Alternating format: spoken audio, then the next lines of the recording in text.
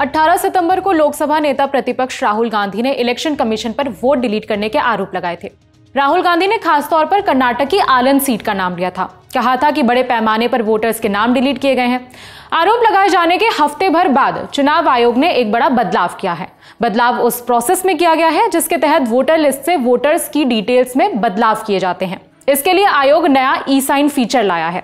ECI net portal और app पर ई sign feature जोड़ दिया गया है। इसके तहत वोटर लिस्ट में नाम जोड़ने, नाम हटाने, सुधार के आवेदन के लिए आवेदक को अपने आधार से जुड़े फोन नंबर का इस्तेमाल करना होगा ताकि आवेदक की पहचान को वेरीफाई किया जा सके। वोटर लिस्ट से नाम डिलीट करने के लिए अब तक जो व्यवस्था थी उसके अनुसार आवेदक को अपने मौजूदा ईपीआईसी नंबर के साथ एक फोन नंबर जोड़ने की जरूरत पड़ती थी। ईपीआईसी यानी मतदाता फोटो पहचान पत्र। इसके बाद आवेदक इलेक्शन कमीशन के पोर्टल या फिर ऐप पर फॉर्म जमा कर सकते थे।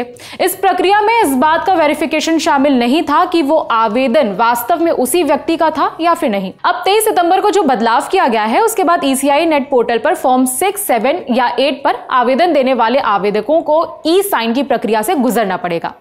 आसान शब्दों में अब यह सुनिश्चित करना होगा कि मतदाता कार्ड पर जो नाम है वही नाम आधार कार्ड पर भी है। साथ ही यह भी सुनिश्चित करना होगा कि जिस फोन नंबर का इस्तेमाल किया जा रहा है आवेदक के आधार कार्ड से भी वही नंबर जुड़ा हुआ हो। फॉर्म 6, 7, 8 क्या होता है इसका मतलब भी समझ लेते हैं। फॉर्म 6 नए मतदाताओं के पंजीकरण के लिए, फॉर्म 7 मौजूदा रोल में नाम के शामिल करने के प्रस्ताव या हटाने पर आपत्ति के लिए, और फॉर्म 8 का इस्तेमाल सुधार करने के लिए होता है। आयोग ने फॉर्म 7 में कोई बदलाव नहीं किया है। इसमें उस व्यक्ति की सारी जानकारी देनी पड़ती है जिसका नाम हटाने या फिर आपत्ति करने की मांग की जा रही हो।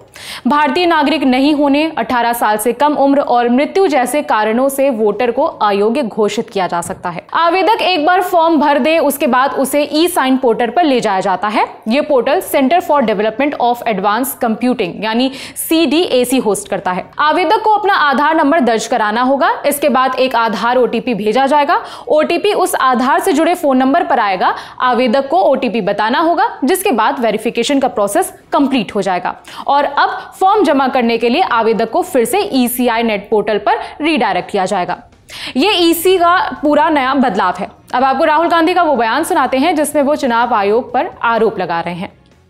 टारगेटेड डिलीशंस हो रहे हैं। कांग्रेस पार्टी पर आनंद में अटैक किया। टॉप 10 बूथ्स जहां सबसे ज्यादा कांग्रेस की स्ट्रेंथ थी वहां टारगेट किया और 2018 में पिछले इलेक्शन में 10 में से 8 बूथ कांग्रेस पार्टी जीती थी और इन 8 में से इन्होंने 6000 लोग उड़ाने की कोशिश की। ये कोइंसिडेंस नहीं था, ये प्लान था और ये सेंट्रलाइज तरीके से किया जा रहा है। ईसीआई के बदलाव के बाद राहुल गांधी की प्रतिक्रिया भी सामने आई है। एक्स पर पोस्ट करके उन्होंने लिखा, यानिश जी, हमने चोरी पकड़ी तब आपको ताला लगाना याद आया।